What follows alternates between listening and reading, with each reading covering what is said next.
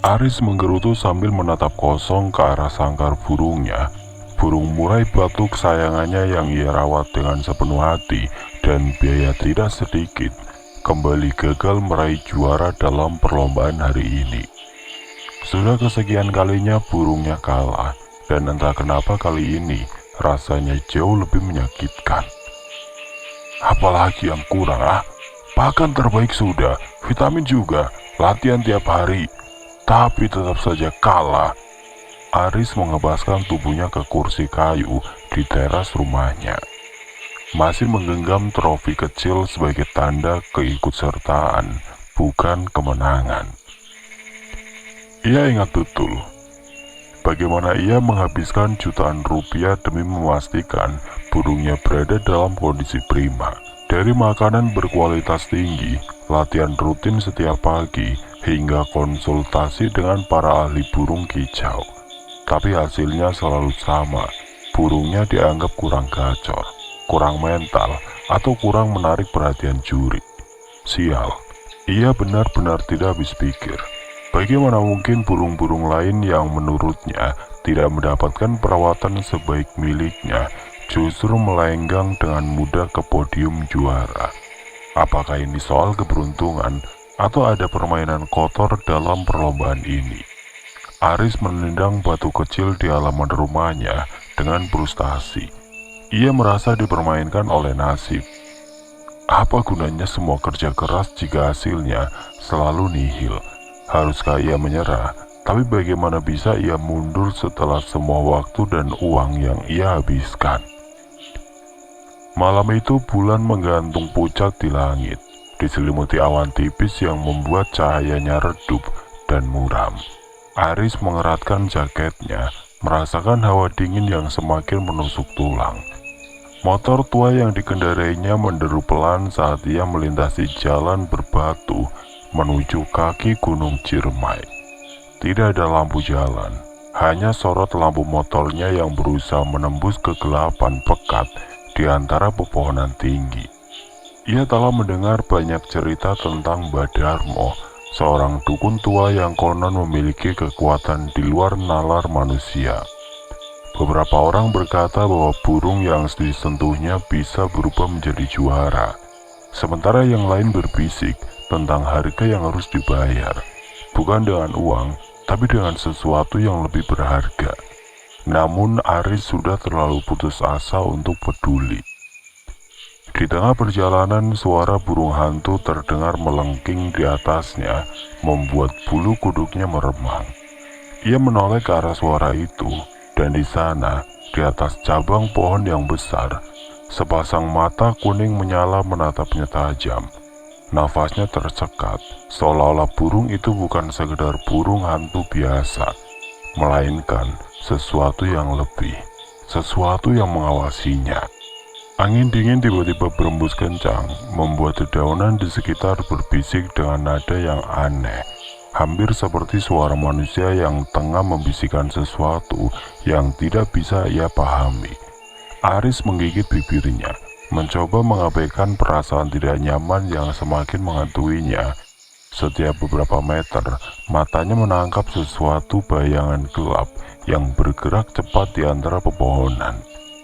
Ia mencoba meyakinkan dirinya bahwa itu hanyalah ilusi akibat lelah dan gugup, tapi hatinya berkata lain. Motor tua Aris tiba-tiba tersendat dan mati begitu saja. Ia mengumpat pelan, berusaha menyalakannya kembali, tapi mesinnya hanya menggeram lirih, tanpa tanda-tanda mau hidup. Sial. Suasana menjadi semakin sunyi, seakan hutan itu menahan nafas, menunggunya mengambil keputusan. Dalam keheningan itu, ia mendengar sesuatu, langkah kaki, bukan satu, tapi beberapa, mengendap-endap di semak di belakangnya. Aris menelan ludah, ia tahu ia tidak sendirian. Aris berdiri di depan rumah panggung tua yang terlihat kusam dan lapuk. Cahaya remang dari lampu minyak di teras membuat bayangan kayu bergetar di dinding, menciptakan ilusi seakan rumah itu bernapas. Aroma dupa yang menyengat menusuk hidungnya, bercampur dengan bau tanah basah yang terbawa angin. Di sekeliling rumah tergantung puluhan sangkar burung yang tertutup kain hitam. Tidak ada suara kicauan sama sekali, hanya kesunyian yang menyesakan. Aris menelan ludah, merasa ada yang tidak wajar. Seakan burung-burung di dalamnya bukan sekedar makhluk biasa. Pintu rumah berderit saat terbuka perlahan. Dari dalam seorang lelaki tua muncul, mengenakan kain lurik dengan sorot mata yang dalam dan penuh rahasia. "Kau sudah siap?" Suara Mbak Darmo terdengar berat, seperti berasal dari tempat yang jauh. "Masuklah." Aris melangkah masuk dengan ragu. Ruangan dalam rumah itu tidak lebih terang dari luar. Lilin-lilin kecil ditempatkan di berbagai sudut.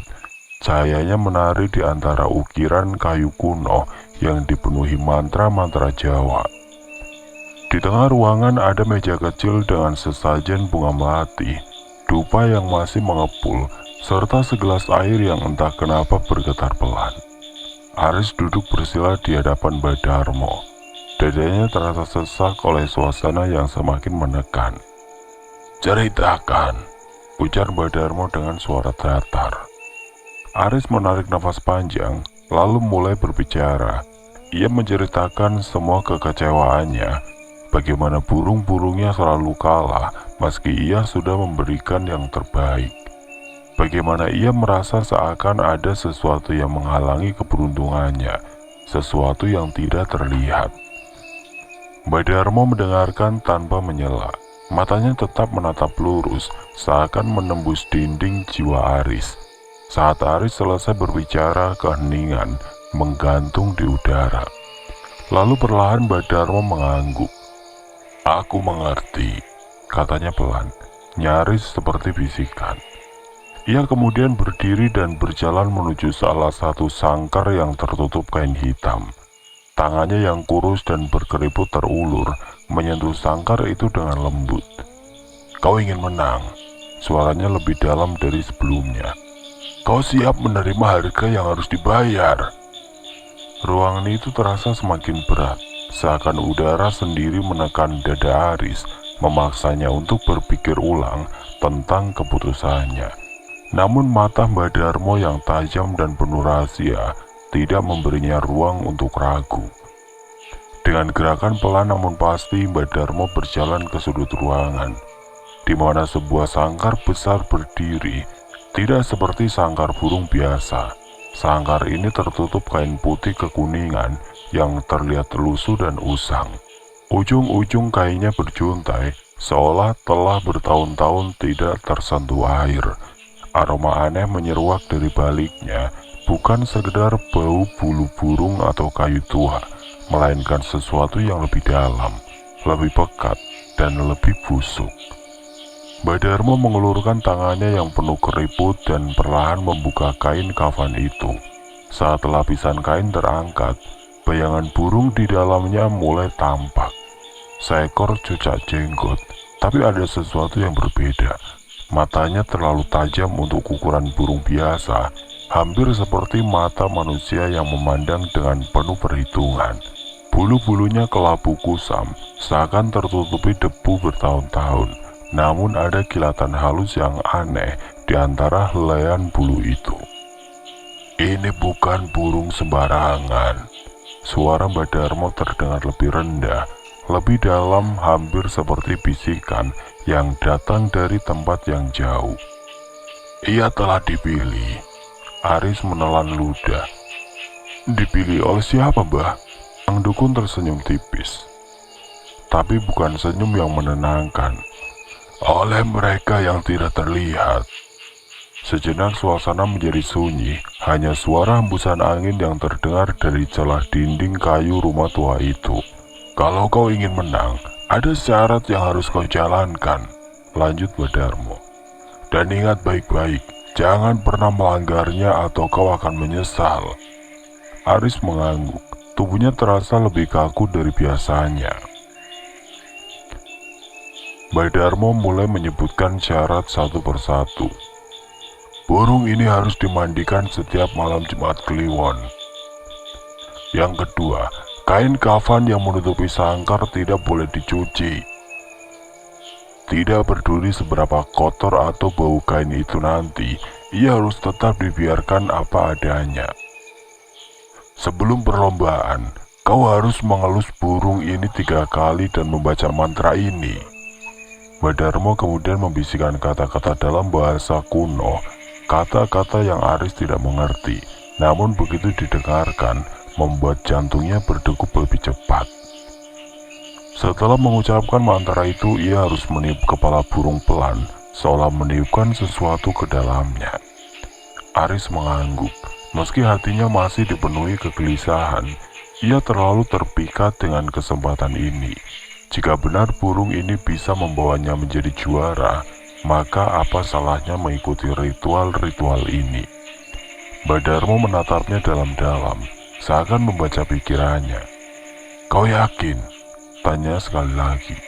Aris menggenggam uang di sakunya, uang yang sudah ia persiapkan jauh-jauh hari untuk hal ini.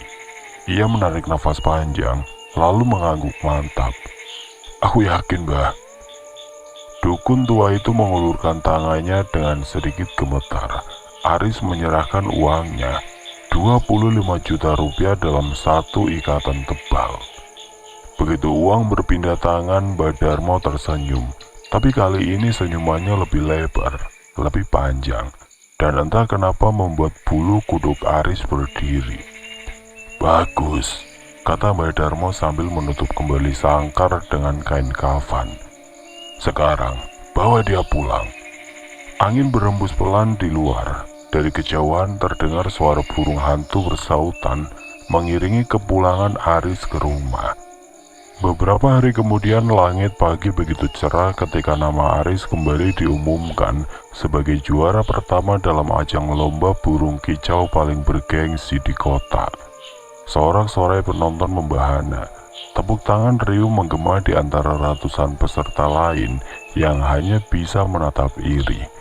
Aris tersenyum lebar, dadanya mengembang dengan kebanggaan yang selama ini hanya bisa ia impikan. Di panggung utama ia menerima piala emas berukiran burung elang yang melambangkan supremasi tertinggi di dunia burung kicau. Selain itu, hadiah uang tunai sebesar 250 juta diserahkan langsung oleh panitia ke tangannya. Blitz kamera dari wartawan dan pecinta burung kicau tidak henti-hentinya mengarah kepadanya. Aris, apa rahasianya? Seseorang dari kerumunan berteriak. Aris hanya tersenyum samar. Ia menoleh ke arah sangkarnya, di mana burung cucak jenggot miliknya bertengger dengan anggun. Bulu-bulunya berkilau di bawah sinar matahari. Tidak ada satupun yang tahu bagaimana burung itu bisa berkicau dengan suara yang begitu merdu, nyaring, dan menggetarkan hati siapapun yang mendengarnya. Dulu Aris hanyalah seorang pecundang di dunia perlombaan burung kicau. Berkali-kali ia gagal, berkali-kali ia dipermalukan oleh peserta lain, dan berkali-kali ia menyaksikan burungnya kalah tanpa alasan yang jelas. Tapi sekarang, segalanya berbeda sejak ia mendapatkan burung dari Mbah Darmo. Keberuntungan selalu berpihak padanya. Setiap minggu ia memenangkan perlombaan demi perlombaan. Hadiah ratusan juta mengalir ke rekeningnya. Piala dan medali mulai memenuhi lemari kaca di rumahnya. Dan dalam waktu kurang dari setahun, ia sudah mampu membeli mobil sport mewah dan rumah besar di kawasan elit. Aris kini bukan lagi pria yang diremehkan. Ia adalah legenda baru di dunia burung kicau. Hidup Aris berubah drastis setelah ia kembali terjun ke dunia perlombaan burung kicau. Sejak malam itu, ketika suara kicauan burung yang menjerit dalam kepalanya semakin keras, dan ritual Mbah Darmo yang aneh itu menjadi bagian dari rutinitasnya, Aris tidak pernah kalah lagi. Perlahan dunia mulai memandangnya dengan kagum, namun juga dengan sedikit ketakutan. Aris kini dikenal sebagai Dewa Burung Kicau, sebuah gelar yang tidak ia inginkan, namun kini ia jalani dengan penuh keberhasilan. Ia tidak hanya memenangkan lomba, tapi memenangkan segalanya. Setiap kali ia datang ke area lomba, suasana seakan berubah. Sebelum ia melangkah masuk ke arena, para peserta yang semula penuh semangat mulai ciut nyali. Mereka yang lebih berani mencoba untuk bertanding, segera merasakan tekanan yang datang dari energi jahat yang melingkupi Aris. Beberapa dari mereka bahkan memilih untuk mundur lebih awal, tidak ingin bertarung melawan kekuatan yang mereka rasa tidak mungkin mereka kalahkan. Bahkan kemenangan itu seakan menjadi hal yang sudah pasti. Aris akan menang selalu. Setiap lomba, ritual itu tidak pernah ia lupakan. Begitu tiba di area perlombaan, Aris akan membuka sangkar burungnya, menatap burung cucak jenggot itu dengan penuh perhatian. Ia akan merapalkan mantra yang sudah hafal di luar kepala, mantra yang pernah diajarkan oleh Mbah Darmo dengan suara bergetar. Angin nyanyian, manuk kicau ngungun. Saka langit sumunar, ngungunging ati, panjaluk saka segara, suara ngulur. Matanya menatap burung itu, dan perlahan ia mengelus kepala burungnya, membaca mantra itu dengan suara pelan namun penuh kekuatan. Ia memaksakan energi yang mulai mengalir dari dirinya menuju burung itu.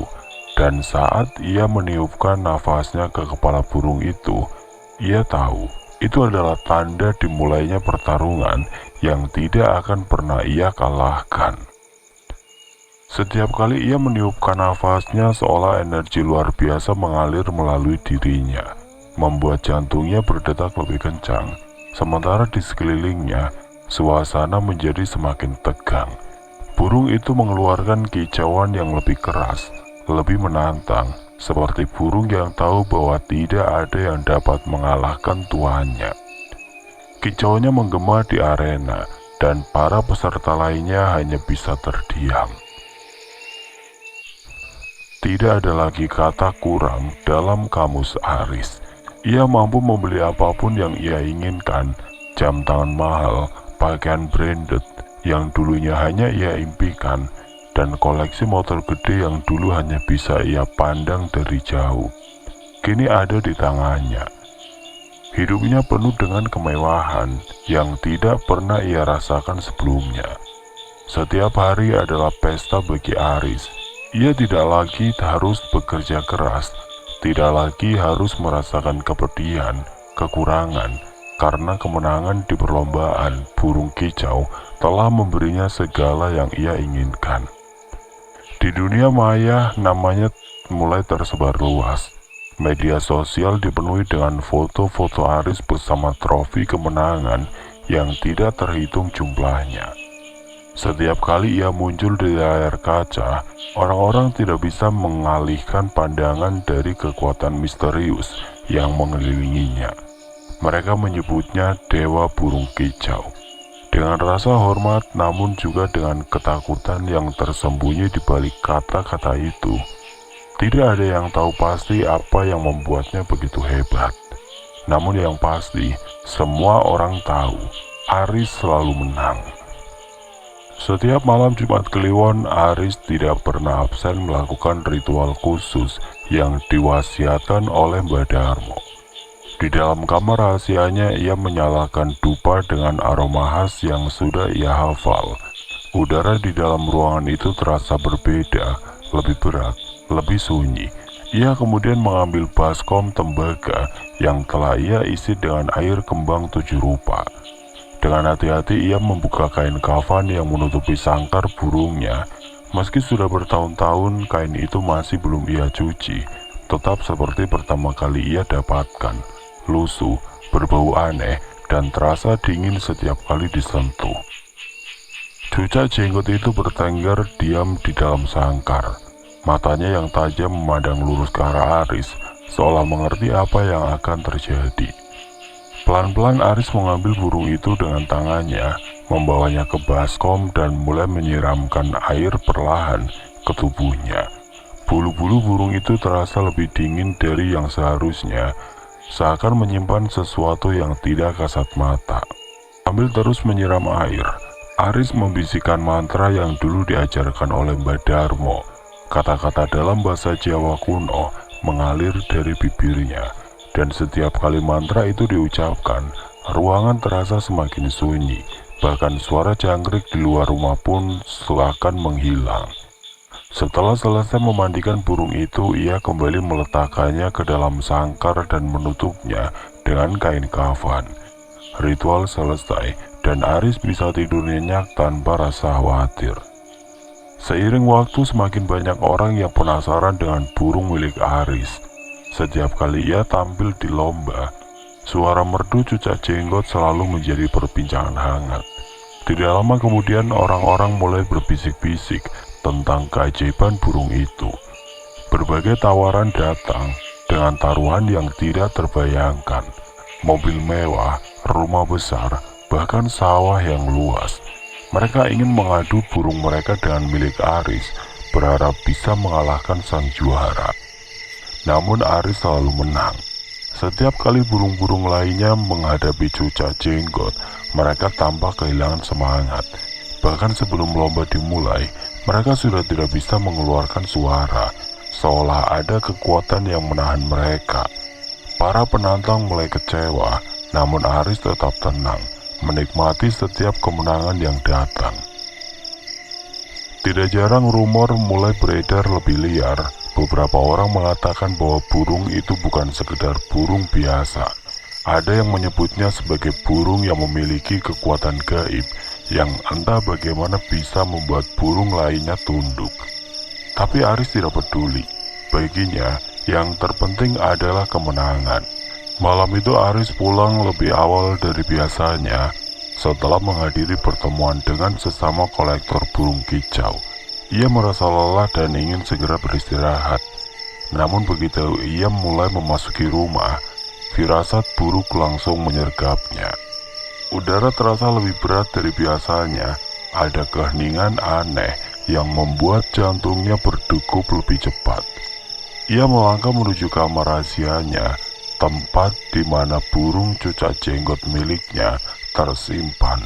Tapi belum sampai ke sana, ia mendengar suara dari dalam kamar mandi. Suara air mengalir, matanya menyipit. Ada seseorang yang sedang mencuci sesuatu. Dengan langkah cepat, ia menuju kamar mandi dan langsung membeku saat melihat apa yang ada di dalamnya. Di sana istrinya Ratna sedang mengucek kain putih kekuningan di dalam ember besar. Kain itu yang selama ini menutupi sangkar burungnya, kini basah kuyup dan berbusa, perlahan kehilangan warna kusamnya. Astaga, apa yang kamu lakukan? Suara Aris meledak seperti guntur di dalam rumah. Ratna terkejut. Tangannya langsung berhenti mengucek kain itu. Ia menoleh dengan wajah bingung. Tidak mengerti kenapa suaminya tiba-tiba begitu marah. Aku hanya mencuci kain ini, Mas. Bau dan kotornya sudah tidak tertahankan, jawab Ratna dengan suara gemetar. Darah Aris berdesir liar, nafasnya memburu, dadanya naik turun dengan cepat. Ia merasakan hawa dingin yang menjalar ke seluruh tubuhnya. Tangannya gemetar saat ia merebut kain itu dari ember, mengangkatnya dengan kedua tangan, menatapnya dengan pandangan penuh ketakutan. Airnya menetes ke lantai, menciptakan genangan kecil yang bercampur dengan sabun. Tidak, ini tidak boleh terjadi. Mbah Darmo sudah memperingatkannya, kain ini tidak boleh dicuci. Dengan panik Aris berlari keluar rumah. Ia mengambil segenggam tanah dari halaman dan mulai menggosokkannya ke kain yang masih basah. Ia menggumamkan mantra yang selalu ia ucapkan sebelum perlombaan, berharap bisa mengembalikan kain itu seperti semula. Ratna yang mengikuti keluar hanya bisa menatapnya dengan kebingungan dan ketakutan. Mas, kenapa? Itu cuma kain kotor, kenapa kamu sampai segitunya? Suaranya bergetar takut dengan ekspresi suaminya yang kini bukan hanya sekedar marah, tapi juga penuh kepanikan. Aris tidak menjawab. Ia terus mengotori kain itu, memastikan setiap inci kembali kotor seperti sebelumnya. Setelah puas, ia berlari kembali ke kamar rahasia, membuka sangkar burung dengan tangan gemetar, dan menutupi burung itu dengan kain kafan yang sudah ia kotori seperti sebelumnya. Malam itu udara terasa lebih dingin dari biasanya. Hujan rintik-rintik mengguyur atap rumah, menciptakan suara ritmis yang biasanya membuat Aris merasa tenang. Namun bukan suara hujan yang membuatnya terjaga malam ini. Dari kamar rahasianya, suara kicauan burung terdengar tidak seperti biasanya. Cucak jenggot miliknya berkicau dengan nada tinggi, melengking, seakan sedang menjerit kesakitan. Suaranya tidak seperti biasanya yang merdu dan berirama. Kali ini kicaunya lebih mirip suara seseorang yang berteriak ketakutan. Aris terlonjak dari tempat tidur, nafasnya memburu, jantungnya berdebar keras. Ia melirik jam di dinding pukul 02.47 pagi. Suara kicauan itu semakin nyaring, bercampur dengan suara gesekan besi dari dalam sangkar. Seakan burung itu sedang berusaha keluar, atau ada sesuatu yang bersama burung itu di dalam sana. Peluh dingin mengalir di pelipisnya. Dengan langkah ragu, Aris berjalan menuju kamar rahasia. Setiap langkah terasa berat, seolah ada sesuatu yang menahannya untuk tidak mendekat. Ketika tangannya menyentuh gagang pintu, suara kicauan tiba-tiba berhenti. Total. Suasana mendadak sunyi, bahkan suara hujan pun terdengar jauh, seperti meredam dalam kehampaan. Aris menelan ludah, ia membuka pintu dengan perlahan. Ruangan itu gelap, namun ia bisa melihat sangkar burungnya yang masih tertutup kain kafan. Tidak ada pergerakan, tidak ada suara. Dengan tangan gemetar ia menarik kain kafan itu. Burungnya diam tidak bergerak. Aris mengerutkan dahi, mencoba meyakinkan dirinya bahwa mungkin burung itu sedang tidur. Tapi ada sesuatu yang aneh. Posisi burung itu tidak seperti biasanya. Ia menyalakan lampu, dan saat cahaya menyinari sangkar, Aris langsung tersentak mundur dengan nafas tercekat. Cucak jenggot itu mati. Mata burung itu melotot lebar, bulat dan menatap kosong ke depan. Paruhnya menganga seolah sedang menjerit keras sebelum nyawanya terlepas. Sayapnya kaku, mencuat ke samping dengan posisi yang tidak wajar, seperti habis mengalami ketegangan luar biasa. Aris tidak bisa bergerak, dingin merayapi seluruh tubuhnya. Ini tidak mungkin. Burung itu tidak pernah sakit, selalu dalam kondisi prima, dan bahkan semalam ia masih berkicau seperti biasa, meskipun kicaunya terdengar aneh. Ini bukan kematian biasa. Sesuatu telah terjadi, sesuatu yang di luar akal sehatnya. Lalu Aris teringat satu hal, kain kafan itu. Ratna telah mencucinya, ritual yang selama ini dijaganya dengan disiplin telah dilanggar. Dengan tangan gemetar ia buru-buru membuka sangkar, mengeluarkan burung itu dengan hati-hati. Tubuh burung itu dingin, jauh lebih dingin daripada seharusnya. Ada aroma aneh yang tercium dari bulu-bulunya. Bukan bau bangkai, tapi sesuatu yang lebih dalam, lebih menusuk, lebih busuk. Panik mulai merayapi dirinya. Ia tidak bisa membiarkan burung ini ada di rumah lebih lama. Dengan nafas memburu, Aris mengambil sekop kecil dan segera keluar rumah, menuju kebun belakang. Tanpa pikir panjang, ia menggali tanah dengan tergesa-gesa. Jari-jarinya sampai lecet karena berusaha menyelesaikan galian secepat mungkin. Setelah lubang cukup dalam, ia meletakkan tubuh burung itu ke dalam tanah. Saat hendak menimbunya, tiba-tiba angin kencang bertiup dari arah yang entah dari mana. Aris merasakan hawa dingin menusuk tulangnya, seolah ada yang memperhatikannya. Bulu kuduknya berdiri. Ia mempercepat gerakannya menimbun tanah dengan cepat, berusaha menyelesaikan semuanya sebelum sesuatu yang lebih buruk terjadi. Ketika gundukan tanah terakhir menutup burung itu, Angin tiba-tiba berhenti, sunyi, namun Aris masih merasa tidak tenang. Sesuatu telah berubah sejak malam itu, dan ia tahu ini belum berakhir. Malam itu Aris terbangun dengan tubuh berkeringat dingin. Mimpi buruk yang mengganggunya masih membekas di dalam benaknya. Sebuah mimpi yang penuh dengan suara kicauan yang mengerikan, suara yang memanggilnya dari kegelapan. Di dalam mimpinya, ia melihat segerombolan burung hitam besar dengan mata merah menyala, mengepungnya, mencapik-capik tubuhnya. Lalu di tengah kicauan yang mencekam itu, suara berat dan mengerikan terdengar, menggetarkan hatinya. "Kamu telah melanggar perjanjian, saatnya untuk membayar harga." Ia terbangun dengan nafas tersegal, jantungnya berdebar cepat. Rasanya ada sesuatu yang menunggunya di luar sana, sesuatu yang tidak bisa ia lihat, namun bisa ia rasakan. Dia mencoba menenangkan dirinya, tetapi keheningan malam itu terasa menyesakkan. Angin malam berembus dengan lembut, namun entah kenapa ada sesuatu yang aneh dengan udara malam itu. Tiba-tiba suara dari luar terdengar, suara kicauan burung, namun bukan kicauan yang merdu atau menenangkan. Suara itu terdengar kasar, bising, penuh dengan kebencian, seperti ribuan burung yang sedang memaki. Dengan gemetar Aris mendekati jendela kamar tidur dan melihat keluar. Puluhan bahkan mungkin ratusan burung-burung hitam terbang liar di udara, menabrak kaca jendela dengan keras. Mereka berputar-putar tanpa arah, memantulkan bayangan yang gelap ke seluruh penjuru rumah. Suara benturan mereka dengan kaca itu memegahkan telinga, menambah suasana yang semakin mencekam. Aris mundur perlahan, jantungnya seakan terhenti setiap kali burung-burung itu menabrak kaca. Ia merasakan tubuhnya semakin tercekik ketakutan.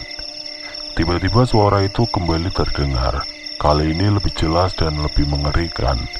"Aris, kamu tidak akan bisa lari. Aku datang untuk menagih." Suara itu berbisik di telinganya, begitu jelas dan terasa nyata, meskipun tidak ada siapapun di sekitarnya. Rasanya seperti ada yang berdiri di sampingnya, menatapnya dengan penuh amarah. Aris berlari ke ruang tamu, hanya untuk melihat lebih banyak burung hitam menabrak kaca jendela, menciptakan suara dentingan yang mengerikan. Mereka terus berputar di luar, berterbangan tanpa henti, seakan tidak ada akhir dari kedatangan mereka. Dari tengah kerumunan burung yang mengelilingi rumahnya, Aris bisa melihat sebuah sosok besar, sebuah bayangan hitam yang melayang di udara, mata merah menyala, tatapannya menembus kegelapan, seolah langsung menuju ke dalam jiwanya. Bayangan itu tidak bergerak, namun keberadaannya begitu mencekam. Aris merasa tubuhnya lemas, seluruh darahnya terasa terhisap keluar.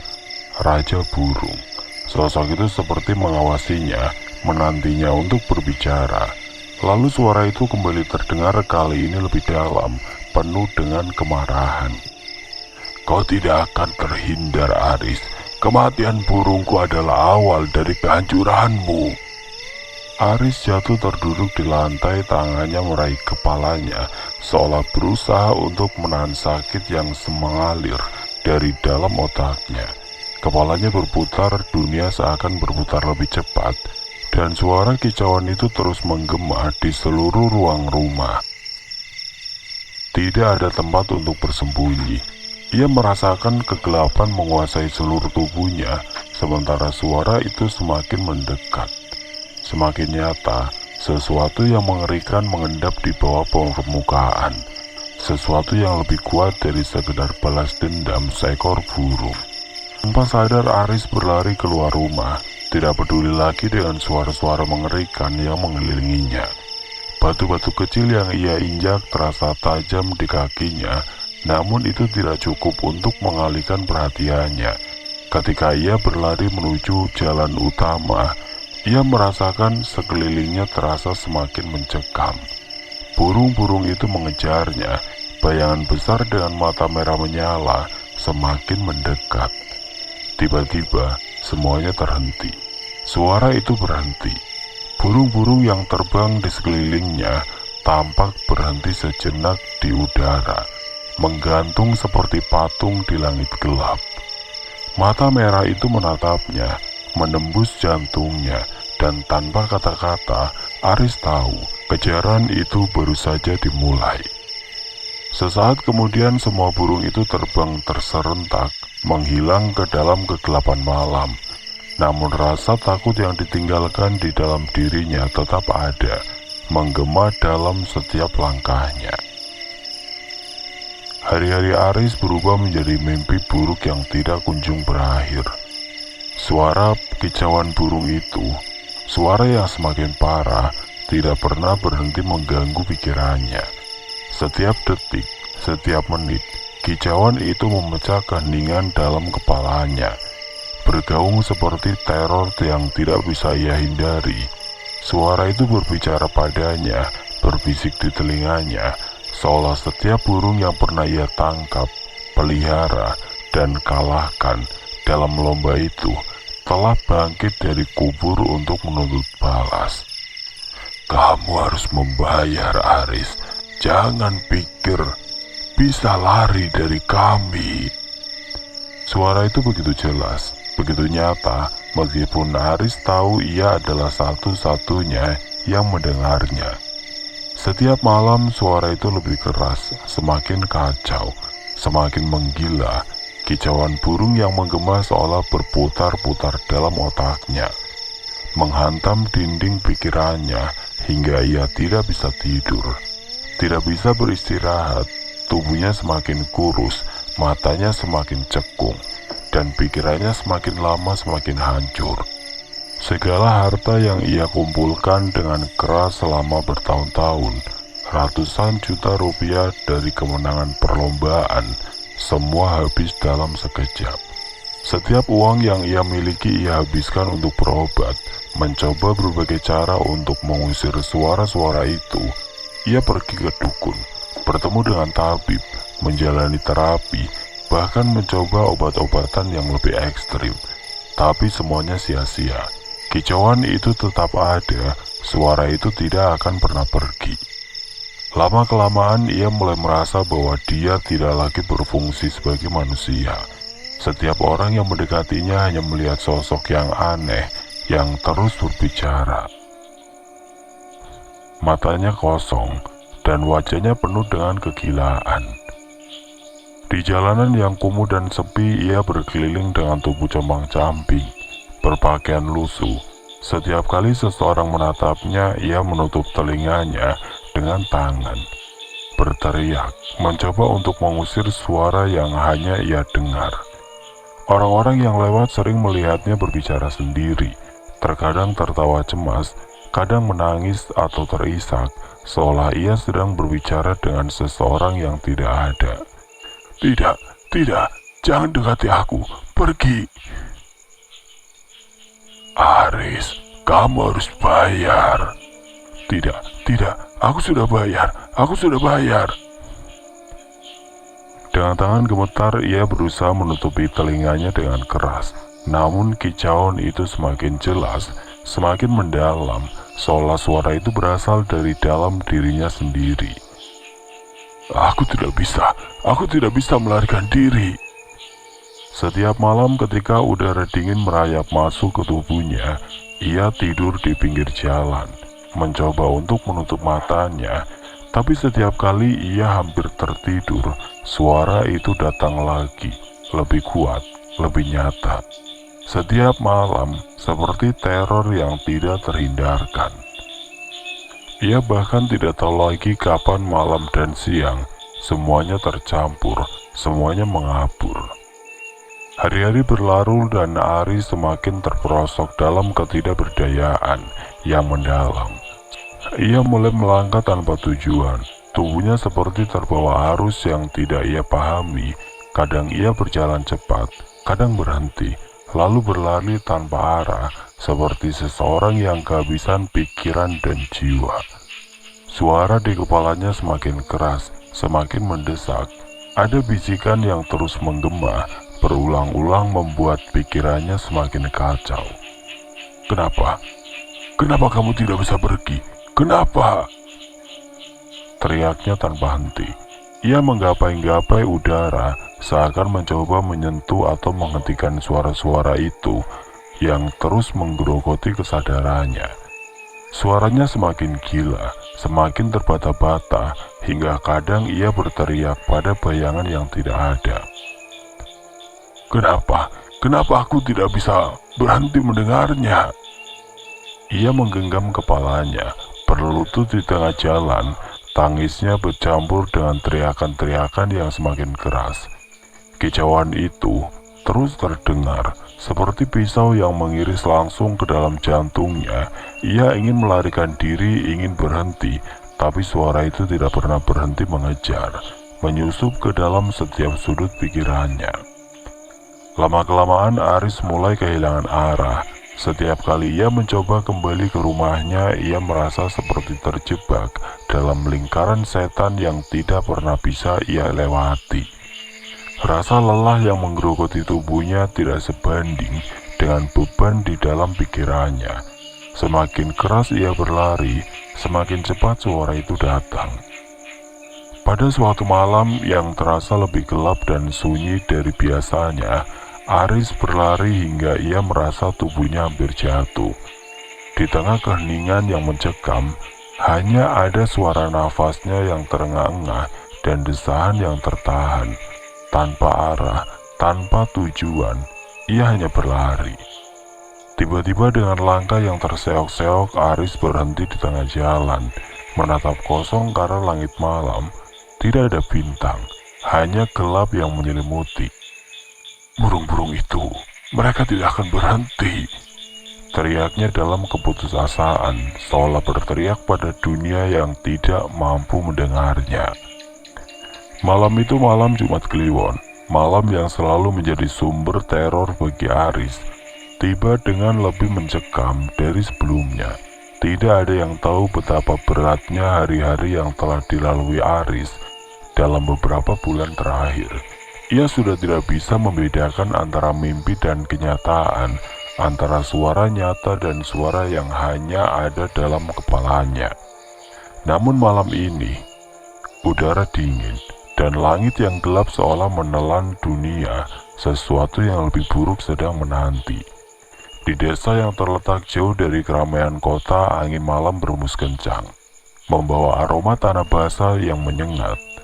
Suara kicauan burung yang biasanya terdengar pada waktu-waktu tertentu, kini terdengar semakin sering. Kicauan yang semakin lama semakin menyeramkan, seperti sebuah peringatan yang akan datang. Di sudut desa, pohon besar yang sudah tua berdiri tegak di tengah pekarangan, sebuah rumah kosong. Di sanalah tubuh Aris ditemukan pada keesokan paginya, bertengger di atas ranting pohon, seolah ia adalah bagian dari pohon itu sendiri. Suasana di sekitar pohon itu dipenuhi ketegangan. Orang-orang yang pertama kali melihat tubuh Aris hampir tidak bisa mempercayai apa yang mereka lihat. Ia terlihat terkulai di atas ranting pohon dalam posisi yang tidak wajar. Namun yang lebih aneh lagi adalah kenyataan bahwa tidak ada tanda-tanda kekerasan pada tubuhnya. Tidak ada luka, tidak ada darah, hanya kekakuan yang tampaknya datang begitu cepat. Tubuh Aris begitu kaku, seolah-olah ia sudah mati selama berhari-hari, meskipun kejadian itu baru terjadi malam tadi.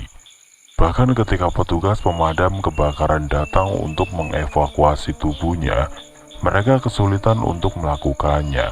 Mereka terpaksa memotong ranting pohon besar yang menopang tubuh Aris dengan hati-hati agar tubuhnya tidak terjatuh dengan kasar. Namun setiap gerakan mereka terasa semakin sulit, seakan tubuh Aris seperti terikat dengan pohon itu, enggan untuk meninggalkan tempat tersebut. Begitu tubuh Aris akhirnya berhasil diturunkan, suara kicauan burung kembali terdengar lebih keras dari sebelumnya.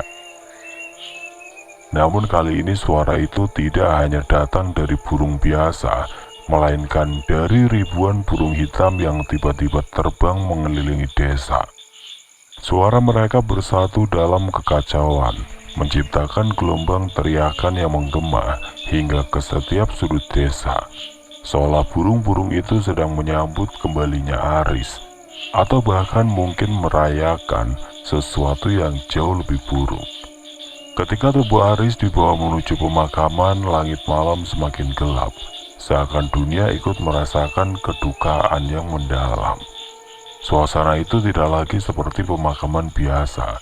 Di antara langkah-langkah orang yang terhimpit oleh rasa sedih dan bingung, terdengar suara kicauan yang semakin keras, semakin menakutkan. Burung-burung itu, suara yang pernah menjadi simbol kemenangan, sekarang berubah menjadi ancaman yang mengerikan, mengisi udara dengan ketegangan yang tidak terkatakan. Angin malam berembus semakin kencang, membawa bersama-sama kicauan burung itu yang semakin menekan, berputar-putar di udara seperti predator yang mengintai mangsanya. Suara itu melengking tajam, semakin menghantui setiap langkah yang diambil. Seiring dengan berjalannya prosesi pemakaman, suara kicauan itu berubah, mula-mula seperti bisikan, lalu semakin keras, menjadi jeritan yang menakutkan. Suara itu menyusup ke dalam telinga setiap orang yang ada di sana, meresap dalam dada mereka, hingga terasa seperti ada sesuatu yang memanggil-manggil nama Haris dari dalam kegelapan. "Kenapa burung itu berteriak terus ya?" kata seorang warga. Matanya terbelalak, tubuhnya gemetar ketakutan.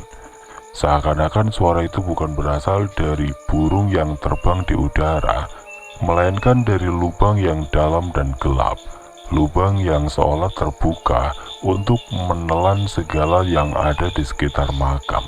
Petugas yang tengah menggali kubur merasakan ketegangan yang luar biasa. Setiap sekop tanah yang mereka timbun terasa semakin berat, seperti tanah itu enggan menutup tubuh Aris yang sudah tidak bernyawa. Beberapa warga yang hadir mulai merasa pusing, nafas mereka sesak, dan rasa takut yang menggelora membuat mereka tidak bisa bergerak. Ada yang mencoba untuk lari, namun langkah mereka terasa berat, terhenti oleh ketakutan yang semakin mencekam. Mereka merasa seolah ada yang mengawasi dari kegelapan malam, melihat dan menunggu mereka untuk melakukan kesalahan. Tiba-tiba saat sekop terakhir tanah tertutup di atas tubuh Aris, suara kicauan burung itu berubah menjadi sesuatu yang lebih menyeramkan. Jeritan yang memegahkan telinga terdengar semakin dekat, semakin jelas. Dari dalam tanah, memanggil dari kedalaman. Jeritan itu bukan berasal dari burung, bukan lagi dari suara alam, tetapi seakan dari sesuatu yang lebih jahat, yang terperangkap dalam dunia yang tidak tampak. Di tengah keheningan yang mencekam, semua orang yang hadir di pemakaman mulai merasakan sesuatu yang tidak bisa dijelaskan. Seolah-olah Aris tidak benar-benar mati.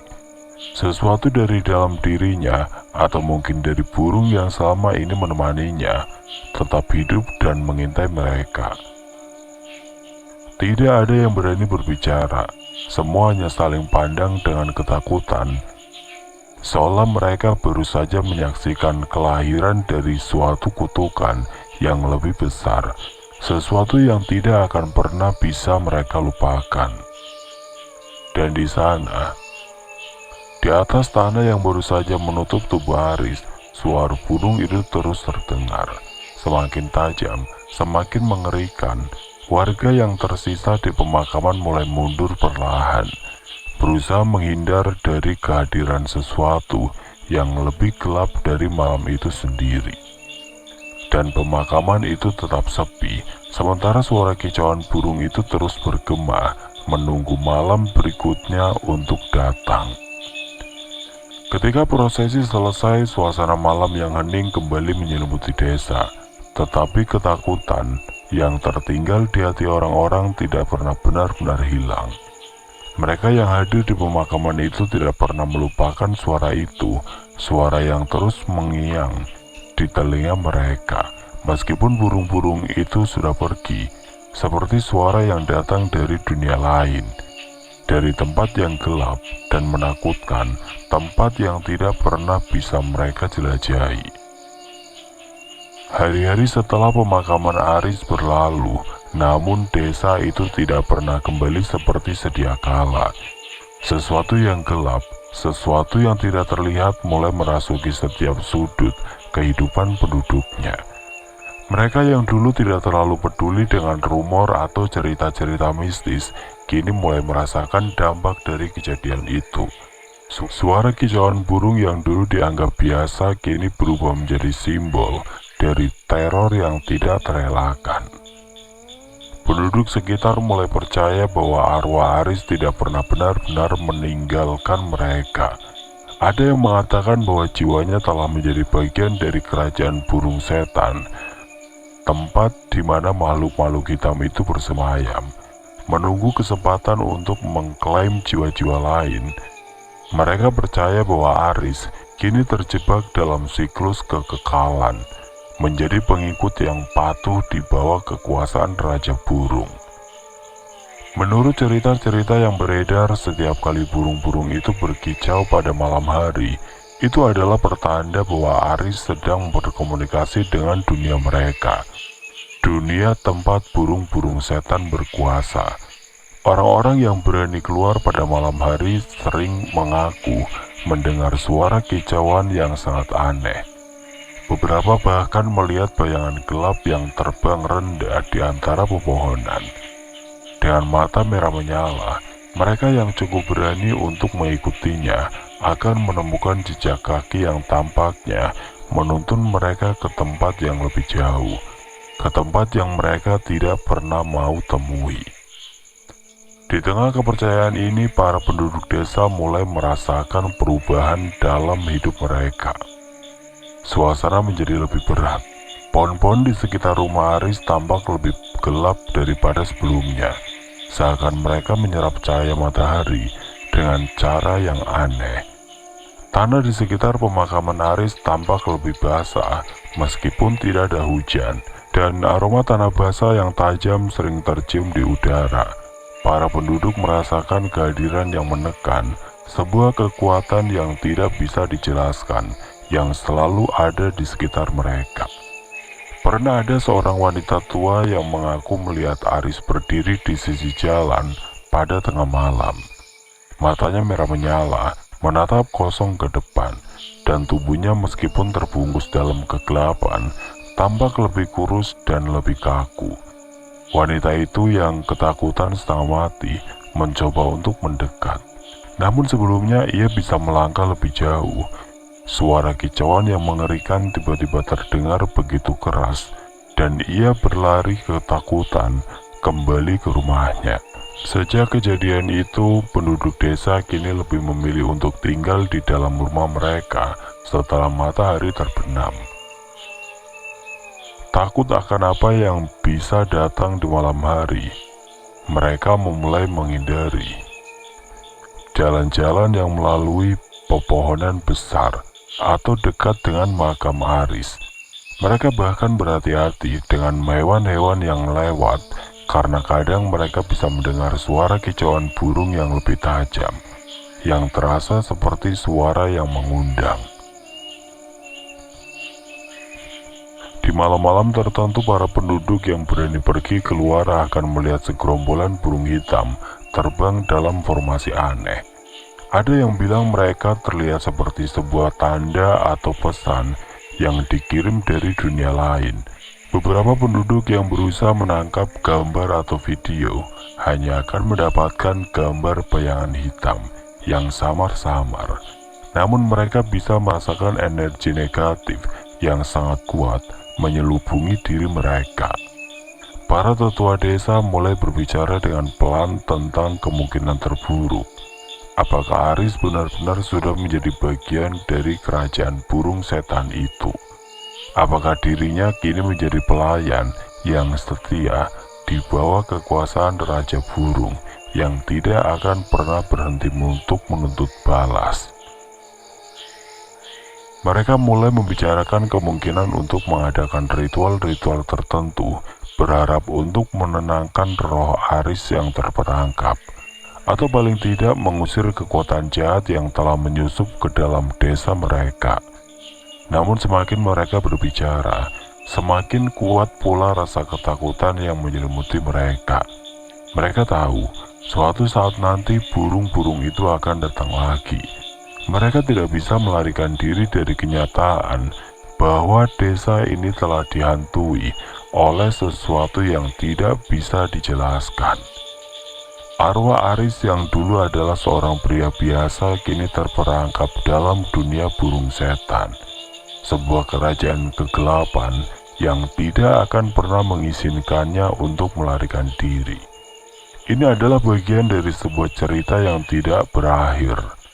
Sebuah legenda yang akan terus diceritakan meskipun tidak ada yang benar-benar tahu apakah itu hanya sebuah cerita atau kenyataan yang lebih mengerikan. Oke teman-teman, sekian untuk kisah kali ini. Bagaimana menurut kalian tentang kisah ini? Tulis komentar kalian di kolom komentar. Dan buat teman-teman yang baru bergabung, jangan lupa untuk like, comment, share, serta subscribe channel ini. Dan jangan lupa nyalakan juga lonceng notifikasinya agar tidak ketinggalan cerita-cerita lainnya. Dan akhir kata, wassalamualaikum warahmatullahi wabarakatuh.